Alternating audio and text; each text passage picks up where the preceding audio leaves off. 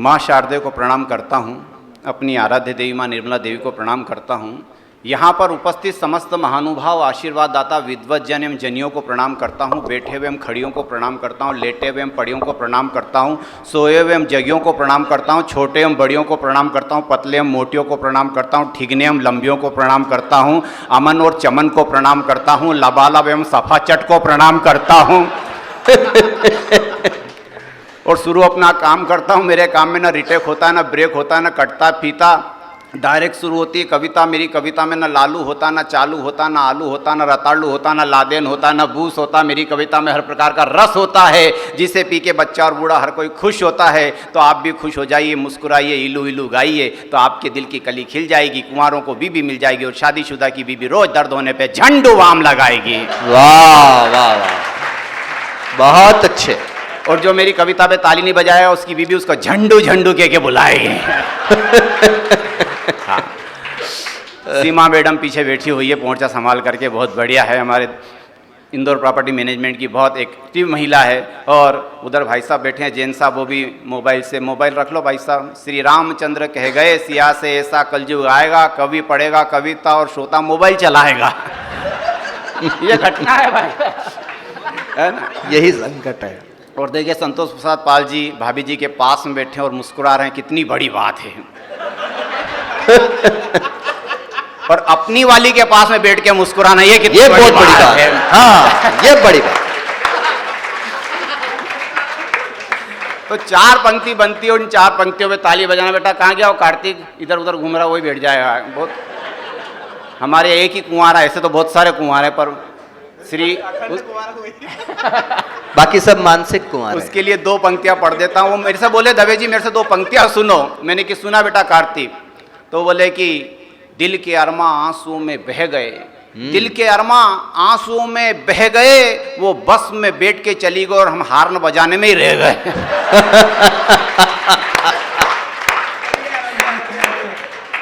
और कुंवारों के लिए चार पंक्तियां। रजत भैया आप भी कुंवारे ही हो, आप भी सुन लो कि जो लड़के लड़की के चक्कर में पड़ते हैं, माँ बाप की बातों पर ध्यान नहीं धरते हैं। हमने ऐसे कई सलमान और संजय दत्त देखे हैं जो इंदौर की सिटी बस में कंडक्टर ही करते हैं। बहुत अच्छे। और चार पंक्तियां। आइए भाई साहब आप समय से आ गए, हमने जल्दी प्रारंभ कर दिया। कई लोगों को घर पे बहुत सारे कार्यक्रम निपटाने पड़ते हैं। एक रात में ही दो दो आनंद उठाने वाले। अर्पण जी जा रहे हैं शिवाजी को साथ में लेके। पहले माँ जाती थी बच्चे को लेकर के, बच्चे को सीसी कराने, तो पीछे से माँ बोलती सी सी सी सी। अब आइटम अलग प्रकार के हो गए। तो आइए भाई साहब बैठ जाइए, यहीं रखा है, आप टोपी लगा के आए, आपके ऊपर जो कुछ भी, हमें उससे क्या मतलब है, हैं? हमारे सोमानी जी बैठे, इनके तो कुछ भी नहीं है ऊपर, जरा से ही बच्चे हैं। सुनील सोमानी जी तिलक नगर से आए सुनने के लिए, है ना। एक आदमी के सर पे दो महिलाएं हाथ फेरती है, आप टेंशन मत लो। एक माँ फेरती है और एक पत्नी फेरती है। जब माँ हाथ फेरती है तो बाल बढ़ना प्रारंभ होते हैं।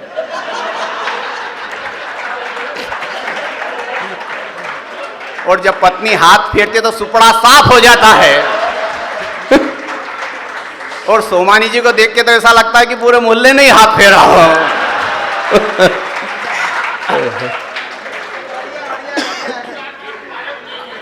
हाँ, इसके तो पैसे लग ही गए, इसका क्या टेंशन है। पहला आपको आज यही पेमेंट समझो। भरत जी ओझा साहब, पुरुष को इसी तरह से अगर माला पहनाएंगे तो परिवार नियोजन के सारे मसले हल हो जाएंगे। टेंशन नहीं। तो मैं चार पंक्तियां पढ़ता हूं। हमारे संतोष सर बैठे हुए हैं अपनी वाली के साथ में। अपनी मतलब? और अपनी वाली के साथ में ही बैठने में आनंद आता है भाई साहब। तो चार पंक्तियां पढ़ता हूं कि इस महंगाई के युग में बहुत कठिन है जीना, अच्छे अच्छे रुस्तमों का निकल जाता है पसीना, और जो बीबी के होते भी हंसले मुस्कुराले, समझ लो उसी आदमी का 56 इंची सीना। हाँ, 56 इंची क्यों है देख लो।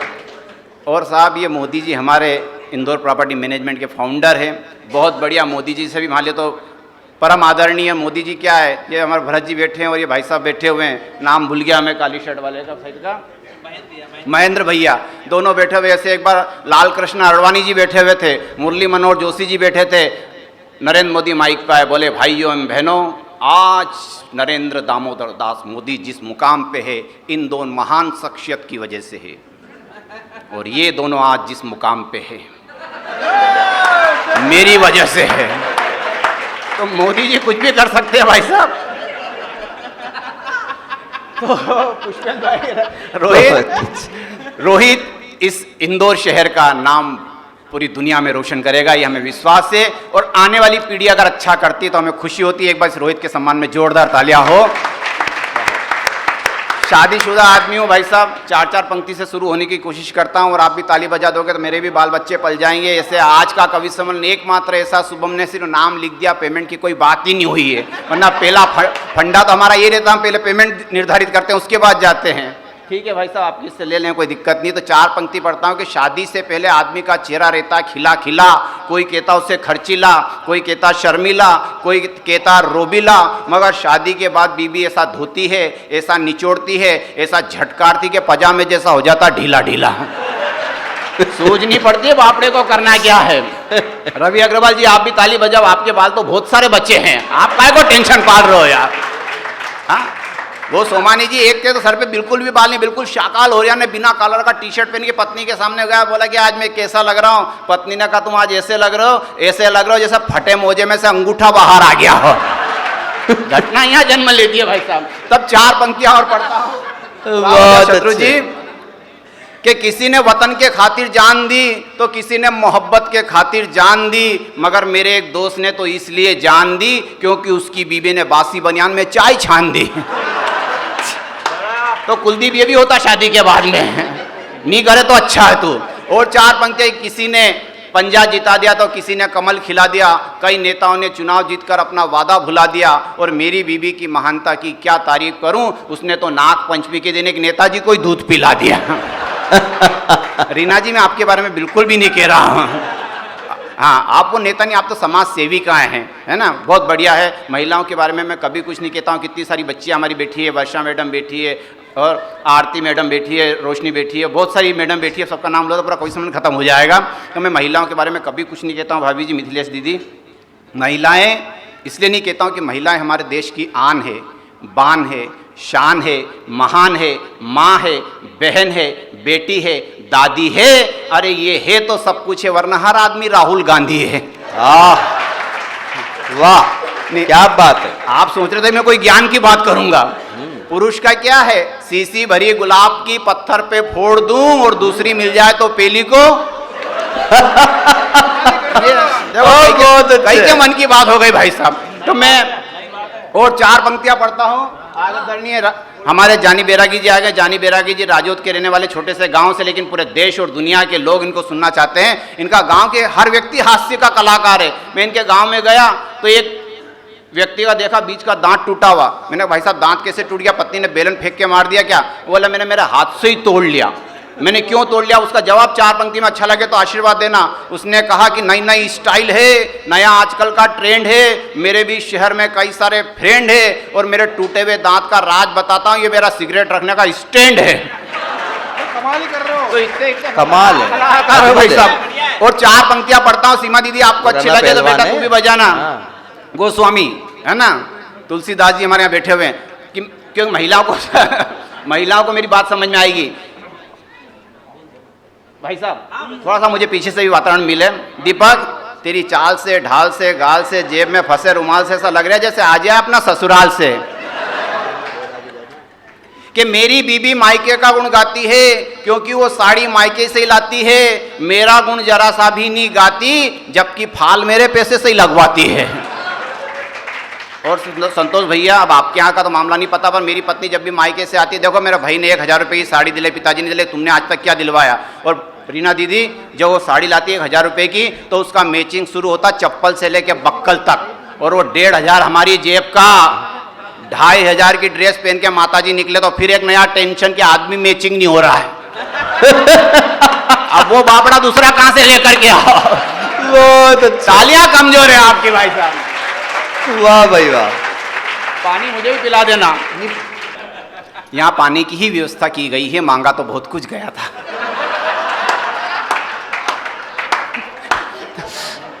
आइए सुनाता हूं। मैंने पत्नी से कहा कि वो शर्मा जी की मिसेस, शशांक जी, मैंने पत्नी से कहा कि वो शर्मा जी की मिसेस तेरे से ज्यादा पढ़ी लिखी है, समझदार है, इंटेलिजेंट है, फिर भी वो सीधे पल्ले की साड़ी पहनती है और तू उल्टे पल्ले की साड़ी पहनती है, क्यों? तो पत्नी ने कहा तुम्हारे दिमाग में छोटी सी बात भी बड़ी देर से उतरती है, क्या तुम्हारी अक्ल घास चढ़ती है? अरे समय के साथ खुद को बदलना पड़ता है, वक्त और हालात को समझना पड़ता है, सीधे आदमी के साथ सीधे और उल्टे आदमी के साथ उल्टे पल्ले की साड़ी को पहनना पड़ता है। और कुछ पंक्तियां कि पति ने पत्नी से कहा कि मैं पति की जगह गणपति होता तो कितना अच्छा होता, तू मुझे रोज देसी घी के लड्डू खिलाती तो मेरी हेल्थ सुधर जाती। तो पत्नी ने कहा तुम्हारी हेल्थ के साथ साथ मेरी भी तो हेल्थ सुधर जाती, मैं भी तो रोज देसी घी के लड्डू खाती और हर साल तुम्हारा विसर्जन करके नए गणेश जी ले आती।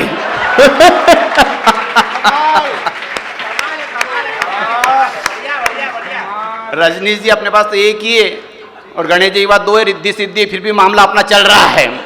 और ये रजनीश जी संतोष जी के बहुत अभिन्न मित्र हैं भाई साहब। रजनीश जी इतने इंटेलिजेंट आदमी है, क्या बताऊं। एक बार मुझे अमेरिका से रीना दीदी कवि सम्मेलन का ऑफर आया, दवे जी आपका नाम नहीं किया, वहाँ पर एक आदमी साथ में लाऊंगा। उनने कहा लिया ना। वो बोले क्यों लाओगे? मैंने कि मेरी स्टाइल है, मैं जीवन में कहीं भी अकेला नहीं जाता हूँ, शान से जाता हूँ और एक आदमी को साथ में लेके आता हूँ। उनने कहा लिया ना, उसका भी खर्चा उठा लेंगे। मैं हमारे शुभम जी के पास में, इनने का टाइम नहीं, मैं हमारे रजत जी के पास में गया, कुलदीप जी के पास में गया, दीपक जी के पास में गया, कहा मोहित ने कहा टाइम नहीं, वो घनश्याम जी है, उन्होंने कहा टाइम नहीं, मैंने कोई ढंग का आदमी बताओ, तो कि हमारे यहाँ एक ही है रजनीश जी। मैं इनके पास में ना भाई साहब अमेरिका चलोगे? ये बोले चलने को तो अपन चांद पे चले, पर सही क्लिक में पहले बहुत खर्चा हो रहा है यार। खर्चे की क्या? मैंने खर्चा सामने वाला दे दिया, बस आपको अंग्रेजी आनी चाहिए। इनने कहा जितनी अच्छी अंग्रेजी मेरे को आती तुम्हारे सर को भी नहीं आती। मैंने क्या कह रहे थे कि हाँ सही कह रहा, मैंने इन पर भरोसा कर लिया। अब देखिए भरोसे पे हिंदुस्तान चलता। अभी तो यहाँ कुर्सी पे बैठे हुए हो, एक बार कवि सम्मेलन इतनी भीड़ कि उठने की भी जगह नहीं। एक लड़का उठ के जाने लगा, दूसरे ने कहा कहाँ जा रहा? वो बोला तंबाकू थूकने के लिए जा रहा हूँ। तो बेवकूफ़, तंबाकू थूकने की जरूरत क्या, पड़ोसी की जेब में थूक दे। वो बोला थूक दिया ने पता चल गया तो कि बेवकूफ़ घंटे भर से मैं तेरी जेब में थूक रिया, तेरे को पता चला क्या? इतने तो इंटेलिजेंट लोग हैं हमारे यहाँ पे। सुरेंद्र जी भाई साहब ताली बजा रहे हैं, अंग्रेजी सीख गए थे, ये भी अमेरिका गए थे। तो सुरेंद्र पटेल हमारे, तो हम दोनों अमेरिका में, रजनीश जी और मैं। अपनी आदत खराब, अपने मूंगफली ली और फोतरे रोड पे फेंक दिया। उधर से एक अंग्रेज आया हट्टा कट्टा चड्डा पहन के, और जैसे ही फोतरे देखे अंग्रेजी में गाली देना शुरू, इडियट फीडियट एंड बैंड सेंड गवर्नमेंट। मैंने कि रजनीश जी गाली दे रहा तो क्या समझ में आ रही? पल्ले पड़े, मैंने अंग्रेजी में जवाब दो। ये बोले एक गलती माफ, दूसरी गलती करी तो पूरी फाइल साफ कर दूंगा। मैंने कहा ठीक। हम आगे बढ़े, हमने केले लिए और छिलके रोड पे फेंक दिए। और उधर से एक मैडम है स्कर्ट फिस्कर्ट पहन के, जैसे ही छिलके पे पैर रखा बापड़ी धड़ाम से गिर पड़ी और खड़ी होते से गाली देना शुरू, इडियट फीडियट एंड बैंड से। मैंने कि रजनीश जी गाली दे रही है तो क्या समझ में आ रही है? मैंने अंग्रेजी में जवाब दो। अब रजनीश जी का जवाब अच्छा लगे तो आशीर्वाद देना। इनने मूछ पे बढ़ दिया। उस समय ये फसल हुआ करती थी, शादी के बाद रोज रोज झुकने से अच्छा इस फसल को कटवा देना चाहिए। इनने मूछ पे बढ़ दिया और कहा madam I beg to say that I am ill so I cannot come to school. Kindly grant me leave for 4 days. Your obediently people X Y Z. Rajneesh, बहुत इंदौर मध्य प्रदेश हिंदुस्तान। बहुत अच्छे। वो इनका चेहरा देखती रहो, चुपचाप आगे चली गई। मैंने भाई साहब आपने ऐसी क्या अंग्रेजी बोली, इसकी तो बोलती बंद हो गई। ये बोले उसकी बोलती कैसे बंद नहीं होती, अभी तो मैंने एप्लीकेशन सुनाई। काव का निबंध और माई स्कूल का निबंध पूरा याद था, जरा भी नहीं पड़े। जोरदार तालियां जरा। बहुत अच्छे सर, मैं चाहता हूं हमारे जो बाहर के अतिथि आए हैं वो सुनाए। मैं 4-8 पंक्तियां कुछ आपके लिए सुना देता हूं, उसके अच्छा बाद में हमारे इन कवियों को सुनना चाहेंगे। बहुत ईश्वरी की कृपा से लिखने का मौका मिला है। भाई राव अजय शत्रु ने कुमार विश्वास के साथ पढ़वाया था मुझे, और कुमार विश्वास के सामने जब मैंने बेटी की रचना पढ़ी थी तो उनने मेरी खड़े होकर के माइक से तारीफ करी थी, कमलेश दुआ तुम्हारी कविता में ये 2 पंक्तियां बहुत अच्छी है। तो आइए मैं एक छोटी सी कविता 2 मिनट की आपको सुना करके अपना स्थान लेना चाहूँगा। इंदौर की एक सच्ची घटना, एक पेपर में एक लघु कथा छपी थी। उस लघु कथा को एक पत्रकार ने छापा था। तो पत्रकार वृद्धाश्रम में गया और वहाँ जाके एक बूढ़ी अम्मा से पूछा कि आपके कोई बेटे नहीं है? उन्होंने कहा मेरे तो 4 बेटे, एक लंदन में डॉक्टर, उसकी पत्नी डॉक्टर, एक बम्बई में, एक दिल्ली में और एक किसी शहर में व्यापार करता है। तो पत्रकार ने कहा माँ फिर आप वृद्धाश्रम में क्यों रहती है? माँ का जवाब 2 पंक्ति में अच्छा लगे तो आशीर्वाद देना। माँ ने कहा भगवान ने मुझे 4 बेटे दिए, अगर एक बेटी दी होती तो मैं वृद्धाश्रम में नहीं होती। क्या बात। और रजनीश जी, इस कविता से को मैं इसलिए सुनाना पसंद करता हूं क्योंकि खातेगांव देवास के पास में, वहां पे मैं कवि सम्मेलन में गया आज से 19 साल पहले। तो एक शिक्षक ने मेरे को से कहा 2 साल बाद जब फिर गया, बोले दवे जी आपके कारण मेरी एक बेटी की जिंदगी बच गई। मैंने कैसे? कि मेरी तीसरी बेटी होने वाली थी, मैंने पत्नी को अस्पताल में भर्ती कर दिया था, उसको मारने की पूरी तैयारी कर ली थी, लेकिन आपकी कविता मुझे कंठस्थ थी और मैं सबको सुनाता था। तो मैंने कहा मैं ये गुनाह क्यों कर रहा हूँ, पत्नी को घर ले आया, वो बच्ची आज 17 साल की हो गई है। तो ये कविता का असर भी होता है, इसलिए कविता सम्मेलन अगर संतोष प्रसाद जी ने करके बहुत अच्छा काम किया तो एक बार संतोष जी के भी सम्मान में जोरदार तालियां हो। अब 1.5 मिनट की कविता, जहां बात अच्छी लगे आशीर्वाद देना, वरना समापन की ताली देके मुझे विदा कीजिएगा। कि बेटी के लबों से निकले हुए हर लफ्ज में शहद जैसी मिठास होती है, गम कोसों दूर हो जाते हैं जब वो हमारे पास होती है। बेटी के पायल की छमछम की आवाज मंदिर की घंटियां मस्जिद के अजान से भी मधुर लगती है। वो धूल में खेले चाहे फूल में खेले, अपनी हर अदा से जन्नत की हूर लगती है। क्या बात है, क्या बात। बेटी माँ के सुख दुख की सहेली होती है, सहारा होती है। बेटी को माँ बाप का घर जन्नत से भी प्यारा होता है। बेटी के लबों से निकले हुए हर लफ्ज में शहद जैसी मिठास होती है, गम कोसों दूर हो जाते हैं जब बेटी हमारे पास होती है। विधाता ने जब पहली बार किसी बेटी को बनाया होगा, मानव के निर्माण के लिए इस धरा पर छोड़ने आया होगा, उस दिन विधाता भी सारी रात नहीं सोया होगा और बेटी की जुदाई में फूट फूट कर रोया होगा। वाह। अतः निवेदन है कि बेटी की आंखों में आंसू मत आने दो, बेटे के साथ उसे भी विद्यालय जाने दो। माँ बाप की दखल के कारण बेटी के कई ख्वाब पूरे नहीं होते हैं, फिर भी बेटी की नज़र में माँ बाप कभी बुरे नहीं होते हैं। क्या बात है, क्या बात है, वाह। हजारों जन्मों के पुण्योदय के बाद घर में बेटी का जन्म होता है, इसीलिए तो कहते हैं कि कन्या दान करना बहुत बड़ा धर्म होता है। कन्या दान के समय दिल में खुशी मगर चेहरे पर गम की परछाई होती है, और कठोर दिल बाप भी रो देता है जब बेटी की विदाई होती है। आहा। बेटी पिता व पति दोनों के घर के सम्मान का पूरा पूरा ध्यान रखती है। उसके कलेजे पे चाहे पत्थर पड़े हो मगर चेहरे पर मुस्कान रखती है। बेटी की मुस्कुराहट में हजारों हीरे मोती जड़े होते हैं, मगर जब कोई उसे जख्म देता तो इस दिल के टुकड़े टुकड़े होते हैं। बेटी की आत्मा से उस पल भी दुआओं के फूल बरसते हैं जिस पल राखी के कच्चे धागे भाई की कलाई को तरसते हैं। बेटी माँ बाप की लंबी उम्र की हमेशा ही दुआ मांगती है, वो सुख में हो या दुख में हो चौखट पर उसका रास्ता निहारती है। अतः बेटी को मान, सम्मान, आदर्शों, सिद्धांतों की शिक्षा देना, मगर कभी किसी पंछी की तरह पिंजरे में कैद करके मत रखना। और हे ईश्वर, मेरा तुझसे बस इतना ही है कहना, तू कुछ दे या मत दे, हर घर में एक बेटी जरूर देना, हर घर में